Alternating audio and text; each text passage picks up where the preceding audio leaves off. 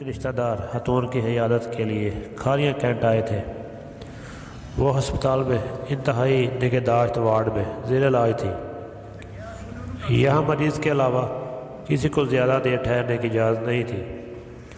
یہاں major rank کے فوجی افسروں کے لیے بہت خوبصورت بنگلے تھے۔ بنگلے میں وسیع لان، رہائشی کمرے، ان کے پیچھے سبز لان۔ گرمی کے دن تھے۔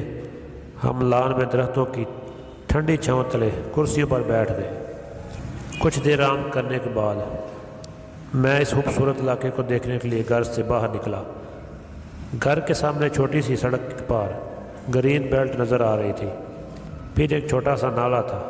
نالے کے پار گھنے درختوں کی قطار میں ایک اور گرین بیلٹ تھی۔ پھر جاگنگ ٹریک تھا۔ جاگنگ ٹریک کے ساتھ ہی ایک چھوٹی سی ٹرین کی پٹری تھی جو اس وسیع پارک کو گھیرے ہوئے تھی۔ پارک میں بچوں کے لیے بہت سے جھولے لگے ہوئے تھے۔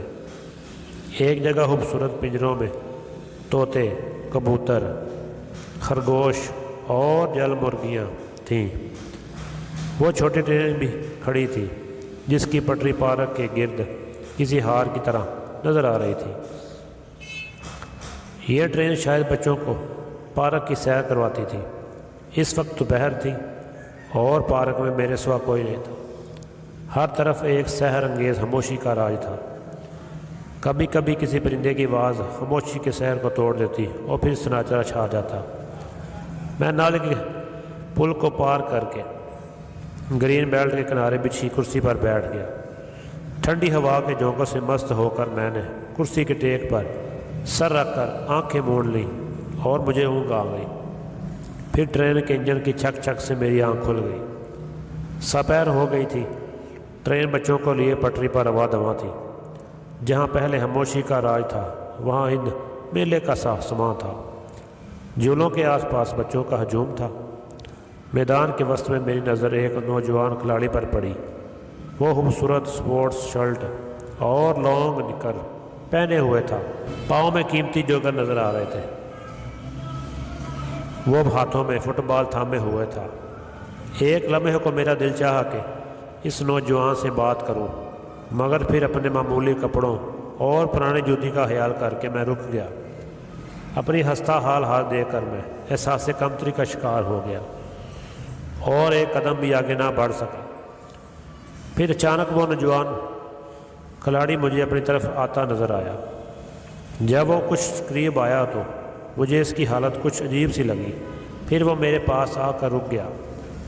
میں نے دیکھا اس کے دونوں پاؤں ٹیڑھے تھے۔ یہ فٹ بال تمہارا ہے؟ میں نے یوں ہی اس سے بات کرنے کے لیے پوچھ لیا، مگر وہ سپاٹ چہرے اور بے تاثر نظروں سے مجھے دیکھتا رہا، کوئی جواب نہ دیا۔ میں نے پھر اپنا سوال دہرایا۔ وہ چند لمحے کے لیے مجھے دیکھتا رہا، پھر بولا، ہاں میں سمجھ گیا۔ دونوں پاؤں کے علاوہ ذہن بھی غیر متوازن تھا۔ وہ بات کا مفہوم دیر سے سمجھتا تھا۔ تمہارے ساتھی کھلاڑی نظر نہیں آ رہے؟ میں نے پوچھا۔ کچھ ٹھہر کر اس نے گراؤنڈ کی طرف اشارہ کیا اور بولا، وہ وہاں ہے، مگر میں نے دیکھا گراؤنڈ میں کوئی کھلاڑی نہیں تھا۔ پھر اچانک اس نے بچوں کی طرف کلکاری ماری اور گراؤنڈ کی طرف بھاگا، مگر ابھی چند قدم ہی بھاگا تھا اس کے پاؤں آپس میں الجھے اور وہ زمین کے بل گر پڑا۔ فٹ بال اس کے ہاتھوں سے چھوٹ گیا۔ میں نے آگے بڑھ کے اسے اٹھایا، اس کا فٹ بال اسے دیا اور وہ اڑا ترچھا چلتا گراؤنڈ کی طرف چل پڑا۔ میں چند لمحے سے دیکھتا جا رہا تھا۔ پھر میری نظر اپنے لباس سے ہوتی ہوئی اپنے قدموں پر جم گئی۔ میرے پاؤں میں جوتا پرانا تھا، مگر شکر الحمدللہ میرے پاؤں سیدھے تھے۔